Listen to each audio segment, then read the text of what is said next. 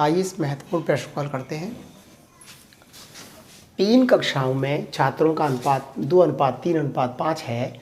यदि प्रत्येक कक्षा में 40 छात्र बढ़ा दिए जाते हैं तो अनुपात बदलकर 4:5:7 हो जाता है। तो प्रारंभ में कितने छात्र थे?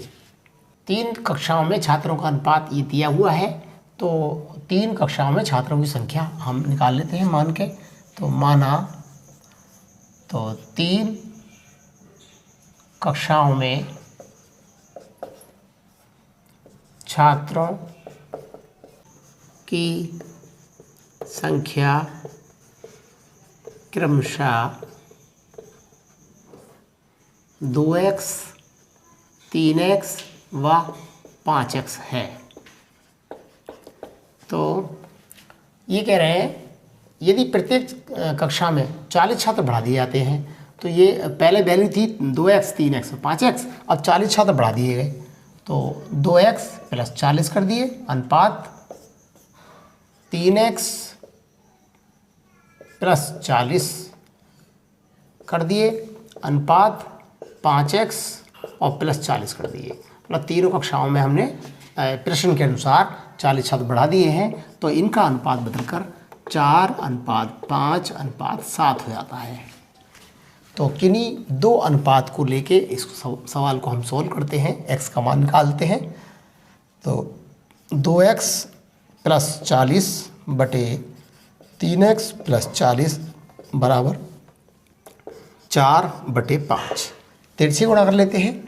5 दूनी 10x + 200 बराबर 12x और +160। तो 200 ऐसे ही रहने देंगे, ये 160 इधर आएंगे तो माइनस के हो जाएंगे, बराबर 12x ऐसे रहेंगे और ये इधर जाएंगे तो ये माइनस के हो जाएंगे। तो यहाँ से आया 40 बराबर 2x। तो x = 20। तो ये क्या मालूम कर रहे हैं? ये कह रहे हैं प्रारंभ में कितने छात्र थे।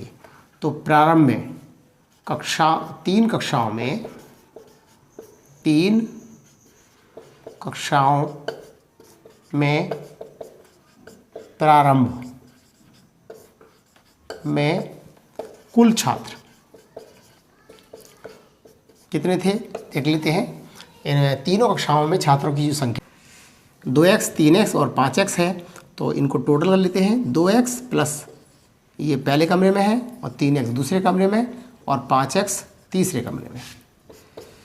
तो 2, 3, 5 और 5 10x और हमने x का मान निकाला है 20। तो रख देते हैं 10 × 20 बराबर 200 छात्र। अतः 3 कक्षाओं में छात्रों का अनुपात 2:3:5 है। यदि प्रत्येक कक्षा में 40 छात्र बढ़ा दिए जाते हैं तो अनुपात बदलकर 4:5:7 हो जाता है। तो प्रारंभ में तीनों कक्षाओं में 200 छात्र थे।